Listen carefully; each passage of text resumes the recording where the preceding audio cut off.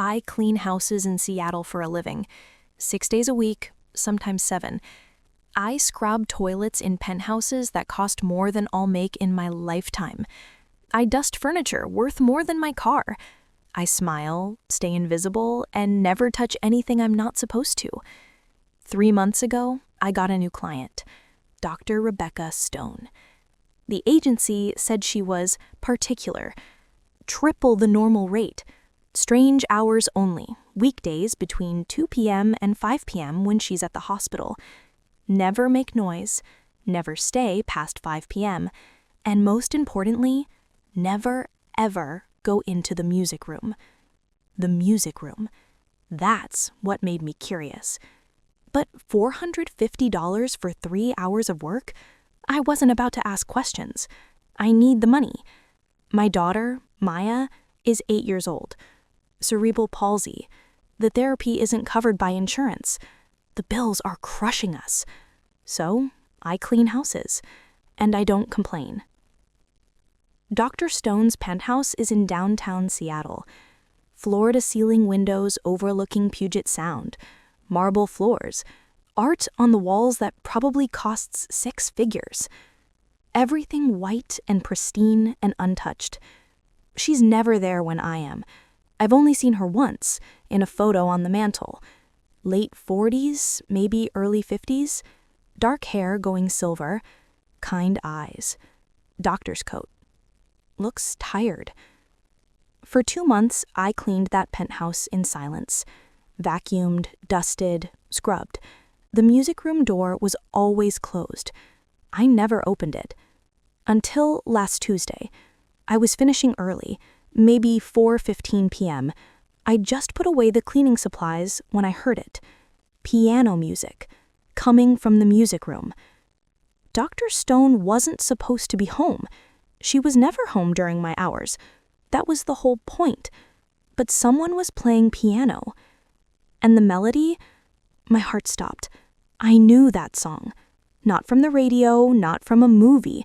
I knew it from somewhere deep inside me, from a place I hadn't touched in 23 years. It was my lullaby, the song my father hummed to me every night before bed when I was little, before he disappeared.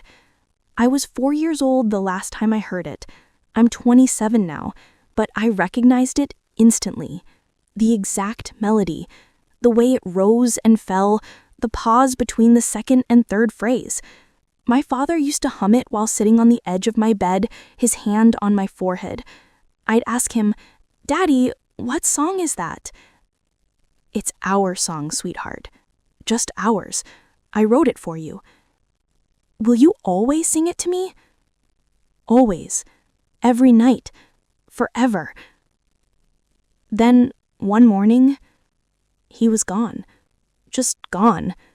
No note. No explanation.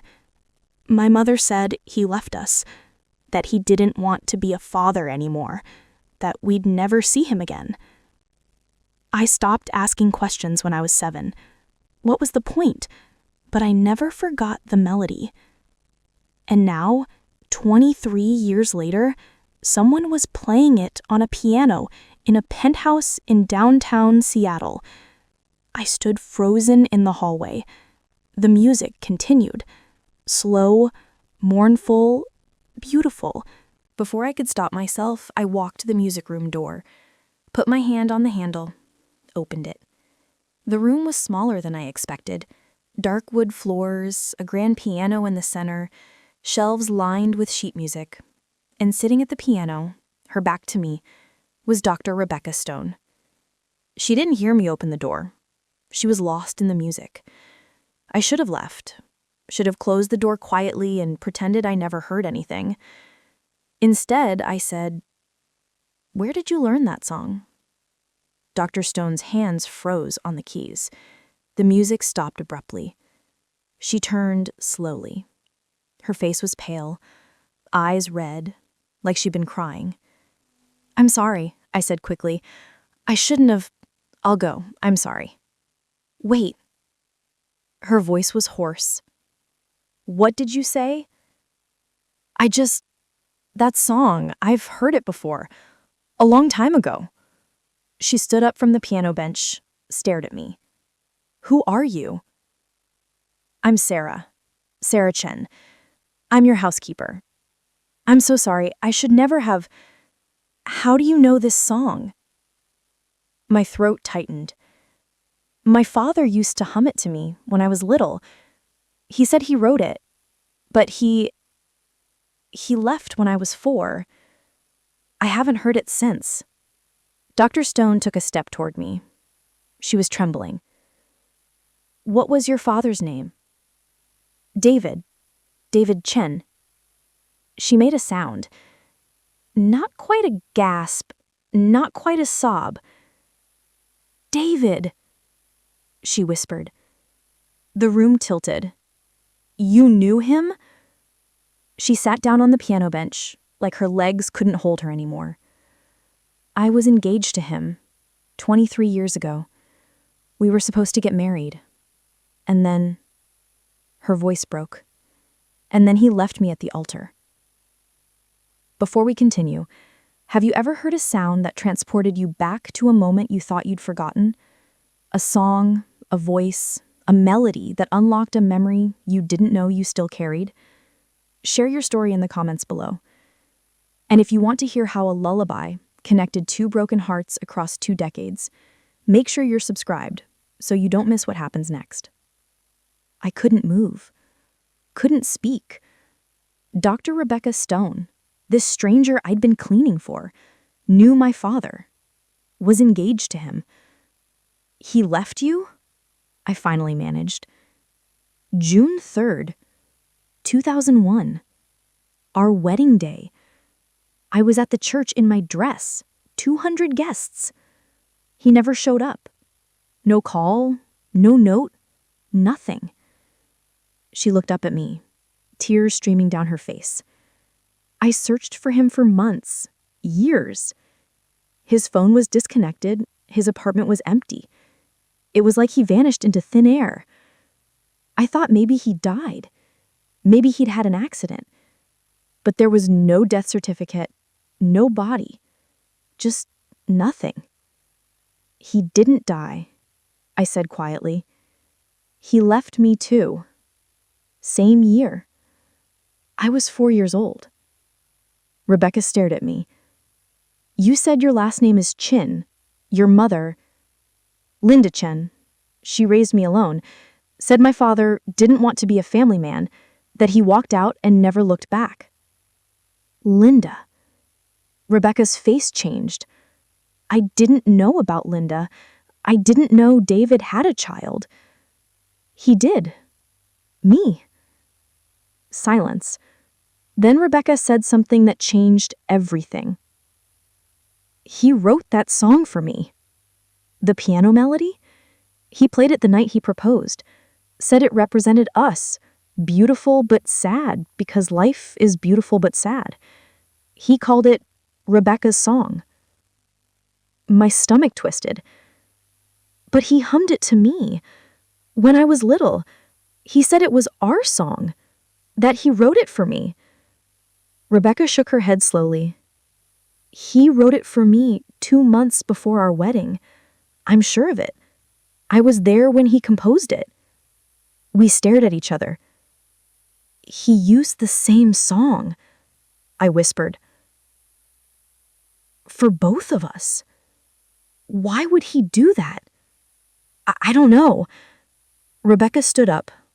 "Sarah, I need to ask you something. When is your birthday?" "November 8th, 1996. She went very still. "November 1996. Why?" "I met David in January 1997. We started dating in February." The math clicked into place. "You met him 3 months after I was born. He never mentioned a daughter, never mentioned you or your mother. Maybe he was running from us? Or maybe—" Rebecca's voice trailed off. She walked to a bookshelf, pulled out a photo album, flipped through it quickly, found a photo, handed it to me. It was my father. Younger than I remembered, but definitely him. Dark hair, kind smile, standing next to Rebecca, his arm around her. They looked happy. That was taken in April 2001, 2 months before the wedding. I stared at the photo, at my father's face. Did he seem happy? I asked. Yes, until the week before the wedding. What happened? He got a phone call. I don't know from who. He went pale, left the apartment, came back 3 hours later, and wouldn't talk about it. After that, he was different. Distant, distracted. I asked him if he wanted to postpone the wedding. He said no, said everything was fine. But it wasn't. 3 days later, he was gone.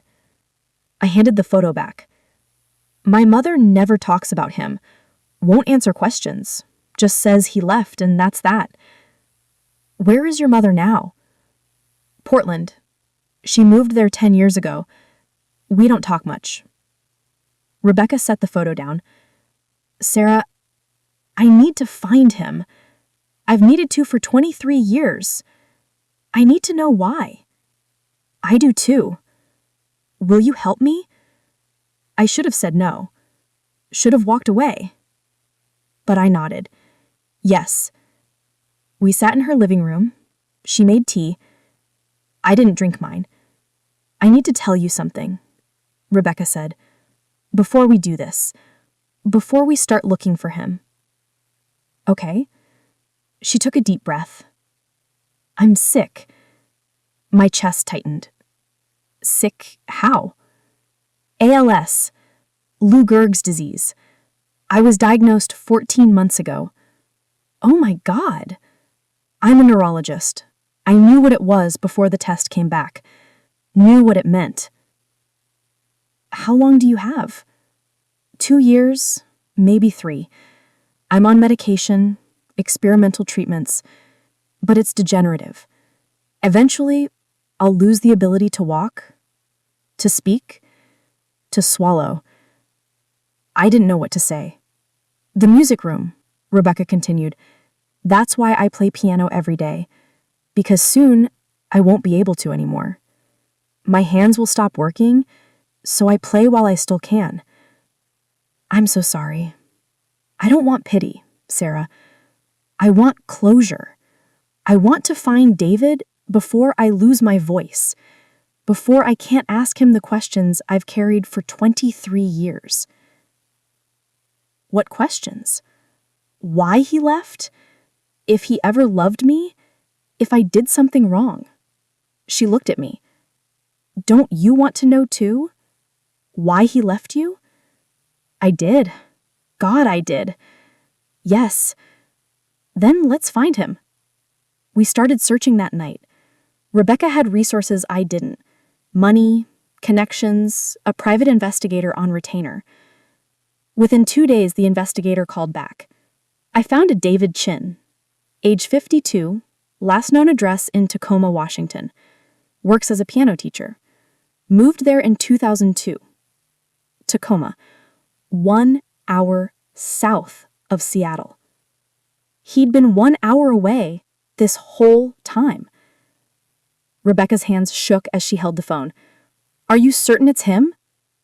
I'll email you a recent photo, confirm the identity. The photo arrived 2 minutes later. Rebecca opened it on her laptop. I stood behind her. It was him. Older, grayer looking, tired looking, but definitely my father. That's him, I whispered. Jesus. Rebecca's voice cracked. He's been in Tacoma, 1 hour away, for 21 years? Do you have a phone number? Rebecca asked the investigator. Yes, and an address. He lives alone, no wife, no other children on record. Rebecca wrote down the information, thanked him, hung up. We sat in silence. What do we do now? I asked. We go see him. When? Oh, God. Rebecca, I spent 23 years looking for you, and now I found you, and I don't know what to do with that." David stood up, crossed the room, knelt in front of her. "I'm so sorry. For everything. I'm so sorry." She looked down at him. "Do you still love me?" "I never stopped." "Then prove it." "How?" "Stay. Don't run this time. Stay with me until the end." He took her hands. "I'll stay." She looked at me. "Sarah, I know I'm asking a lot, but will you let him back into your life? Not as your father. He lost that right. But as someone who wants to make amends?" I thought about it. About the little girl who waited every night for her daddy to come back. About the woman I'd become without him. "I don't know," I said honestly, "but I'm willing to try." 6 months have passed since that day. David moved to Seattle, rented an apartment 10 minutes from Rebecca's penthouse. He's with her every day now, helps her when her hands shake too much to hold a fork, reads to her when she's too tired to read herself. They're not married. Rebecca says she doesn't need a piece of paper, says what they have now is enough. I visit twice a week, bring my daughter, Maya. She loves Rebecca, calls her Auntie Becca. And David? She calls him Mr. David. Not Grandpa. Not yet. Maybe someday. Rebecca's condition is worsening. Last month she started using a cane. This month, a walker. Soon she'll need a wheelchair. But she still plays piano. Every day. Rebecca's song. The melody that connected all of us. Last week, David asked if he could teach Maya to play it. "I want someone to remember it," he said. "After I'm gone.